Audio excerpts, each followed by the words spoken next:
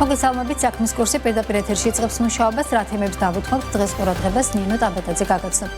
საქართველოდან ექსპორტი იზრდება, იმპორტი კი კლებას აჩვენებს. საქსტატის მონაცემებით მარტში ექსპორტი წინა წლის ანალოგიურ პერიოდთან შედარებით 195 მილიონი დოლარით, ანუ 24%-ით 697 მილიონ დოლარამდე გაიზარდა. რაც შეეხება იმპორტს, გასულ თვეში ზრდა 67 მილიონი დოლარი, ანუ 4% იყო. სულ მარტში ქვეყანა მილიარდ ნახევარი დოლარის იმპორტული საქონელი შეიძინა. პირველ კვარტალში კი ჯამურად საქართველოს ექსპორტი მილიარდ 720 მილიონ დოლარს შეადგენდა, ზრდა წინა წელთან შედარებით 23%-ია, იმპორტი კი 4 მილიარდ 130 მილიონი დოლარი იყო, შემცირება ამ შემთხვევაში 7%-ია. ამ ფონზე საბაჟრო ბრუნვაც მხოლოდ 0,1%-ით გაიზარდა და ბრუნვამ ჯამში 5,8 მილიარდი დოლარი შეადგინა. აღსანიშნავია, რომ წელს ექსპორტის ზრდაში დიდი წვლილი ბლექსი პეტროლიუმის ქარხნის ამოქმედებას და ნავთობპროდუქტების ექსპორტზე გატანას მოაქვს.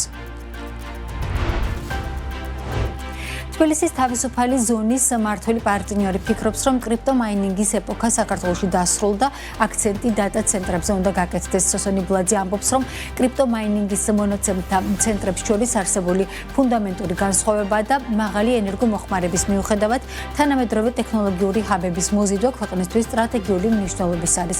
თბილისის თავისუფალი ზონის მმართველი პარტნიორი აქცენტს იმ მონაცემთა ცენტრებზე აკეთებს, რომლებიც საერთაშორისო გიგანტებს, მათ შორის Amazon-ს, Nvidia-სა და TikTok-ს ემსახურება. ნიბლაძის თქმით, ასეთი პროექტების მოზიდვა ნებისმიერი განვითარებული ქვეყნისთვის პრიორიტეტია. თუ დატა ცენტრი მნიშვნელოვანი პროექტი შედის ქვეყანაში, ეს ნიშნავს, რომ ინვესტორი ამ ქვეყანას სანდოობითა და სტაბილურობით უყურებს.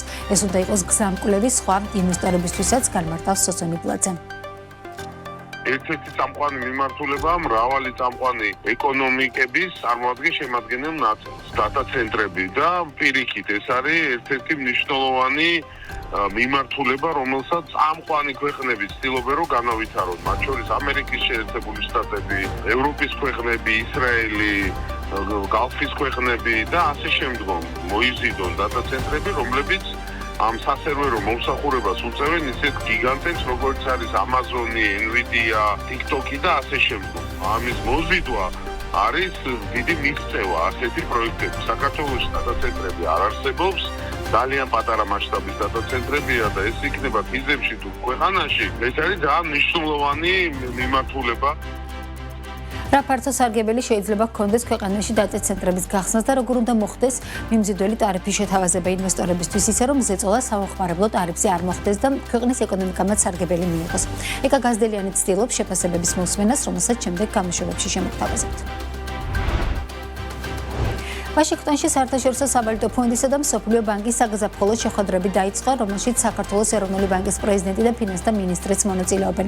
ერთკვირიანი ვიზიტის ფარგლებში დაგეგმილია შეხვედრები სავალუტო ფონდისა და ამერიკული საინვესტიციო კომპანიების JP Morgan-სა და Bank of America-ს წარმომადგენლებთან, რომელთაც საქართველოს საინვესტიციო პოტენციალს გააცნობენ. საგაზაფხულო შეხვედრებისაც განიხილება გლობალური მნიშვნელობის საკითხები, მათ შორის მსოფლიო ეკონომიკის პერსპექტივები, სიღარიბის დაძლევა, კიბერუსაფრთხოება და ფინანსური ტექნოლოგიები.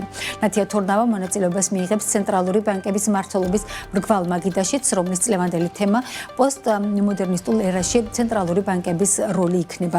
ასევე პირისპირ შეხვედრასაც გაიმართება არაბთა გაერთიანებული საამიროების ცენტრალური ბანკის მმართველთან, რომელთანაც ორი ქვეყნის ეროვნული ბანკის შორის საომავლო თანამშრომლობის შესაძლებლობებსაც განეხილავენ. ჩვენ რასაკვირველია გვექნება საუბარი საქართველოს ეკონომიკაზე, მის ბოლო მდგომარეობაზე, მის მედეგობაზე, მაღალ ეკონომიკურ ზრდაზე, ინფლაციის მართვაზე. ასევე, რა თქმა უნდა, ისეთ დროს ხდება შეხვედრა, როდესაც ყველას აწუხებს ახალი გამოწვევა, ახალი გეოპოლიტიკური დაძაბულობა ირანთან დაკავშირებით, რაც გადაეცემა გლობალურ ეკონომიკას და სავარაუდოდ ნაწილობრივ მაინც გადაეცემა საქართველოს ეკონომიკას, მაგრამ კარგი არის, რომ ჩვენ მართლაც მომზადებულები ხდებით ამ ახალ შოკს, იმიტომ რომ გვაქვს საკმაოდ მაღალი საერთაშორისო რეზერვები, ისტორიულ მაქსიმუმს მიაღწია, გვაქვს ძალიან კარგი ფისკალური მდგომარეობა, გვაქვს საკმაოდ ძლიერი ეკონომიკური ზრდა, თუმცა გამოწვევა არის სახეზე და აქედან გამომდინარე ძალიან დროულია ეს შეხვედრები, იმიტომ რომ სხვადასხვა ქვეყანა გაგვიზიარებს თავის გამოცდილებას, საერთაშორისო სავალუტო ფონდი ასევე საკუთარ ხედვას და ერთობლივად შევძლებთ რომ იმსჯელოთ რა არის საუკეთესო დახვედრა ამ ახალი გამოწვევების. საუბარი გვექნება ერთის მხრივ საერთაშორისო სავალუტო ფონდთან მიმდინარე თანამშრომლობის პერსპექტივებზე, ასევე მსოფლიო ბანკთან საუბარი გვექნება იმ პროექტებზე, რომელიც არის მიმდინარე საქართველოში, ასევე სამომავლოდ დაგეგმილ პროექტებზე, რომელსაც აქვს საკმაოდ ეს ვთქვათ ამბიციური მიზნები. ამ მიმართულებით ჩვენ ვაგრძელებთ როგორც საერთაშორისო სავალუტო ფონდთან, ასევე მსოფლიო ბანკთან ძალიან აქტიურ თანამშრომლობას. ვაშინგტონში სავალუტო ფონდის მიერ მიწვეულია ჩვენი ჟურნალისტი ცნუცა შუბაშვილი მუშაობს ადგილზე და მნიშვნელოვან საკითხებს მთელი კვირის განმავლობაში გაგვიზიარებს. Galten Tagarti წელს საქართველოს რეზერვები 7 მილიარდამდე ზრდასელოდება. საინვესტიციო ბანკი რეზერვებს მიმოიხილავს და აღნიშნავს, რომ მარტში ოფიციალური საერთაშორისო რეზერვები წლიურად 46.9%-ით გაიზარდა და 6.3 მილიარდ დოლარს მიაღწია, თუმცა წინა თვესთან შედარებით რეზერვები 5%-ზე მეტად, ანუ 353 მილიონი დოლარით იყო შემცირებული. რეზერვების დღიური შემცირება უკავშირდება მონეტარული ოქროს ღირებულების შემცირებას და ასევე მთავრობის ან საბანკო სექტორის სავალუტო ოპერაციებს და სავარაუდოდ ეროვნული ბანკის მიერ უცხოური ვალუტის ყიდვა-გაყიდვას ბიმაჩ პლატფორმის გამოყენებით მიიჩნევს Galten Tagarti. საინვესტიციო ბანკის პროგნოზით ესები გააგრძელებს საერთაშორისო რეზერვების შევსებას და მის მოცულობა 7 მილიარდ დოლარს მიაღწევს 2026 წლის ბოლოსთვის.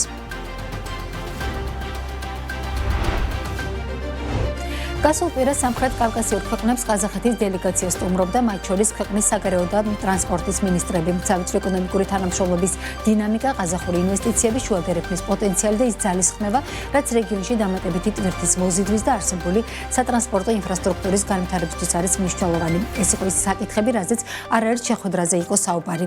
ამ ვიზიტის ფარგლებში ყაზახეთის მთავრობის წევრებს ყაზახურ-ქართული ეკონომიკური გაერთიანებაც უმასპინძლა და ორ ქვეყანას შორის ბიზნეს ურთიერთობებზე საკუთარი ხედვებიც გააცნო. ამ შეხვედრაზე სხვა საკითხებთან ერთად ბათუმის საზღვაო ნავსადგურის სტრატეგიულ როლზე და პორტის სიმძლავრეების გაზრდასა და მოდერნიზაციაზეც იმსჯელეს.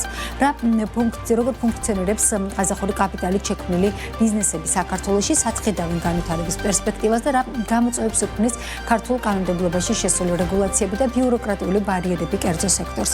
ამ თემაზე დღეს საქმის კურსში ვისაუბრებთ ყაზახურ-ქართული ეკონომიკური გაერთიანების განყოფის თავმჯდომარე გიორგი ჯახოტაშვილი შემოგვიერთდება 15:30 წუთს.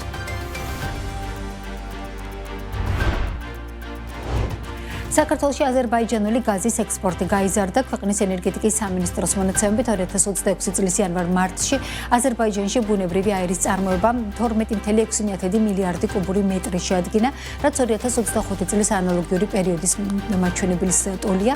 აქედან ექსპორტზე 6.5 მილიარდი კუბური მეტრის მიწოდება მოხდა, რაც 8%-ით გაზრდილი მაჩვენებელია 2025 წლის პირველ კვარტალთან შედარებით. უფრო კონკრეტულად 2026 წლის პირველ კვარტალში ევროპისთვის 3 მილიარდი კუბური მეტრი აზერბაიჯანული გაზის მიწოდება მოხდა, თურქეთში 2.4 მილიარდი კუბური მეტრი გაზის მიწოდება მოხდა, 14%-ით გაიზარდა საქართველოში აზერბაიჯანული გაზის მიწოდება, სულ სამთოში საქართველოში 800 მილიონი კუბური მეტრი აზერბაიჯანული გაზი შემოვიდა, სირიაში გაზის მიწოდება 0.3 მილიარდი კუბური მეტრი შეადგინა. აღსანიშნავია, რომ ამ პერიოდში თურქეთში ტანაპის მეშვეობით 1.5 მილიარდი კუბური მეტრი გაზი იქნა ტრანსპორტირებული.